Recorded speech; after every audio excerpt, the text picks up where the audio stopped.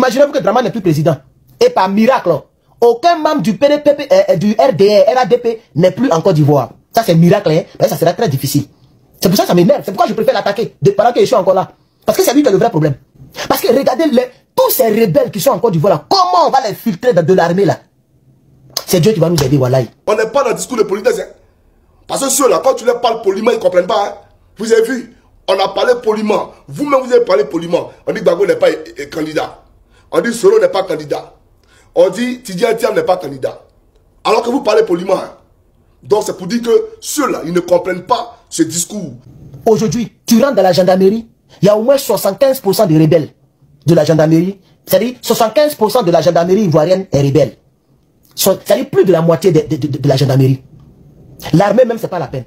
Garde présidentielle, c'est pas la peine. Garde républicaine, bon, c'est la même chose, c'est pas la peine. Même police, c'est rempli de rebelles. Même eaux et forêt, c'est rempli de rebelles. Même garde pénitentiaire, c'est rempli de rebelles.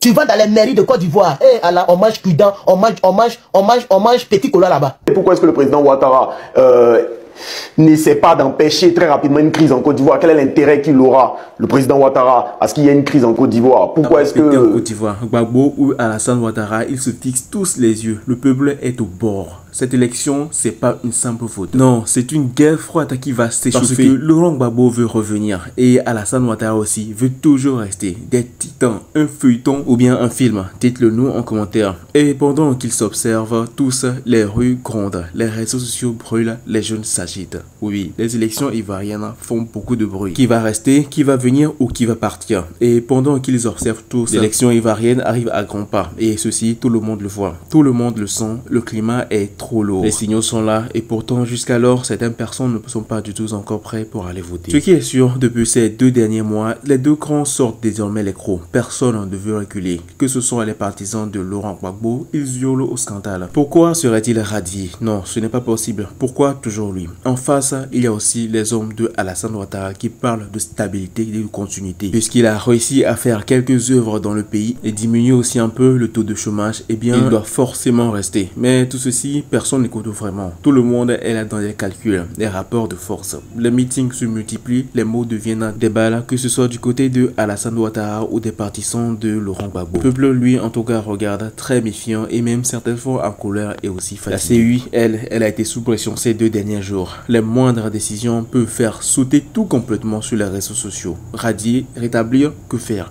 Laurent Gbagbo sur la liste. Les doutes planent, mais le peuple aussi veut des réponses. Ils ne veulent pas des manœuvres douteuses, des choses concrètes et transparentes. Pas de manœuvres, pas de choses ou bien des jeux dans les coulisses. Surtout depuis le moment où le nom de Laurent Gbagbo avait été éradié, les quartiers populaires étaient en pleine ébullition. Que ce soit Yopougon, Abobo, Boaké, ça discute de partout. Les débats, les boycotts, tout se prépare. D'autres menacent même de descendre dans les rues parce que cette fois, la pilule ne passera pas. Il faut tout faire dans l'ordre. Pas d'ingérence étrangère, pas de force militaire qu'on doit mettre aussi dans ce processus. S'il faut écarter un homme, il faut le faire dans les urnes et c'est encore le peuple qui va le décider. Pas dans les papiers où c'est un club de personnes restreintes qui savent ce qu'ils font, qui vont décider de le faire. Et au niveau de l'international, il y a beaucoup de personnes qui observent en tout cas. Mais on le sait, les États-Unis, la France, même l'Union africaine, ils savent que cette élection peut faire basculer tous les pays. Parce que la Côte d'Ivoire est l'un des centres même de l'Afrique de l'Ouest, ou voire même de l'Afrique tout entière. Un pays qui compte beaucoup dans l'échiquier. Un dérapage, une étincelle et tout s'effondre. Alors, chacun tente d'influencer au maximum, de calmer, mais dans l'ombre. Tout le monde prend position. Parce que si Laurent Gbagbo revient, et ce n'est pas juste un homme politique, non. C'est tout un ancien système qui va se remettre en place et rechanger beaucoup de choses. En tout cas, il y a beaucoup d'espoir dans le cœur des personnes parce que beaucoup veulent tourner la page et créer un nouveau chapitre avec Laurent Gbagbo ou sans lui, mais avec justice.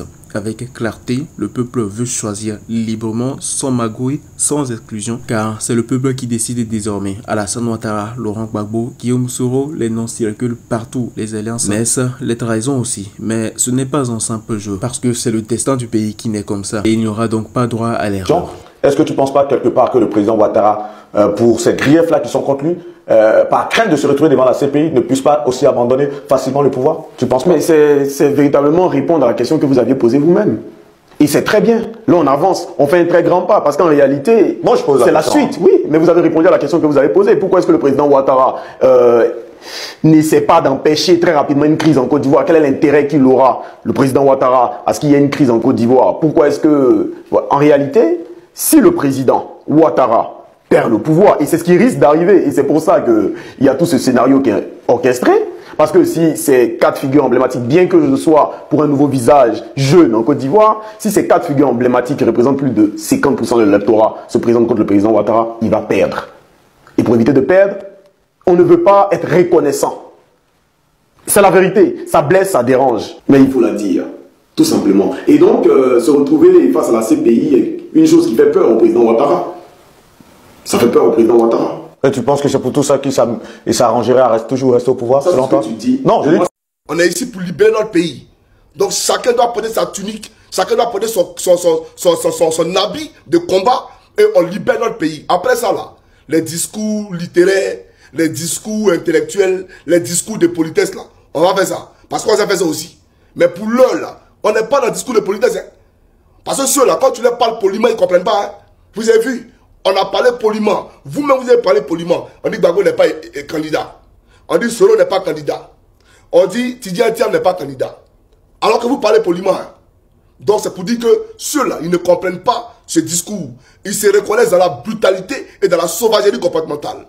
Et c'est à juste titre que M. Charles Bani disait que Alassane Draman Ouattara ne conçoit l'amitié que dans la soumission.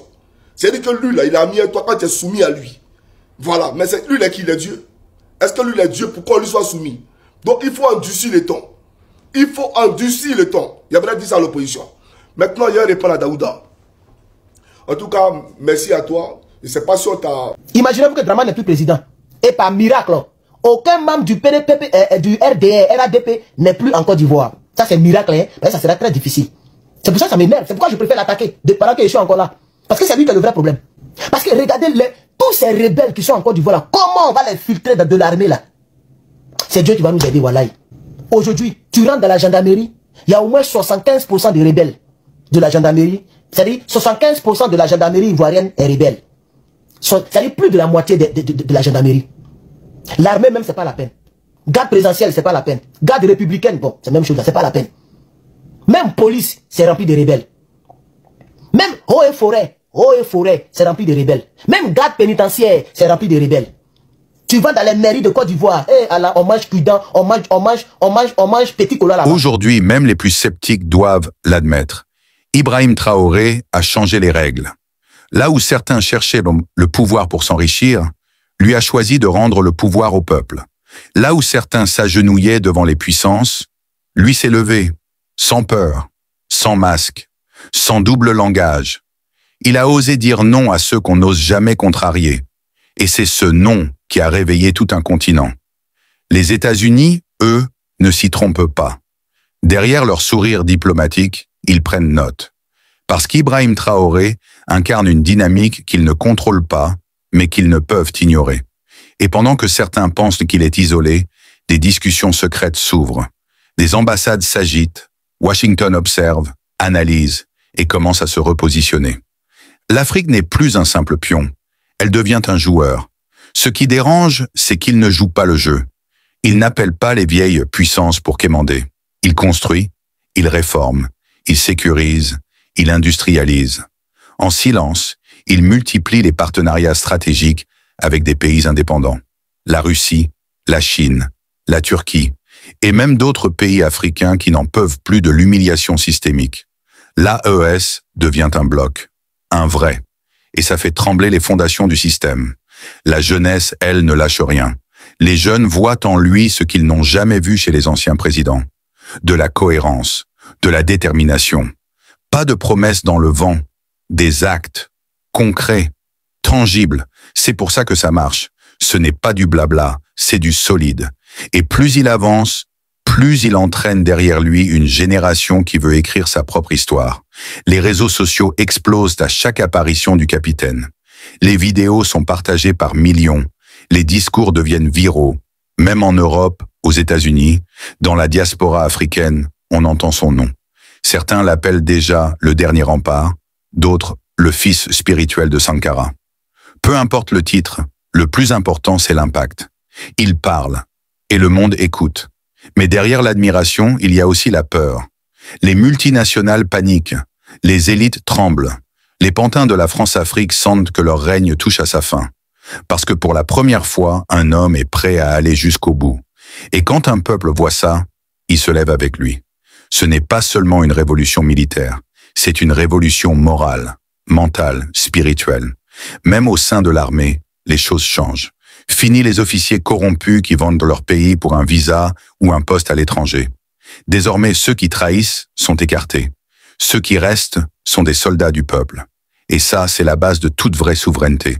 Le Burkina n'est plus à vendre. Il appartient à ceux qui y croient, à ceux qui y vivent, à ceux qui y meurent. Et ce message, il est en train de traverser toutes les frontières. Mali, Niger, Guinée, Togo, RDC, même au Sénégal. La fièvre monte. Les peuples veulent leur Ibrahim, leur capitaine, leur leader incorruptible.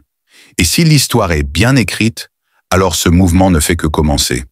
Parce que ce n'est pas seulement Ibrahim Traoré qui avance, c'est toute l'Afrique qui se relève.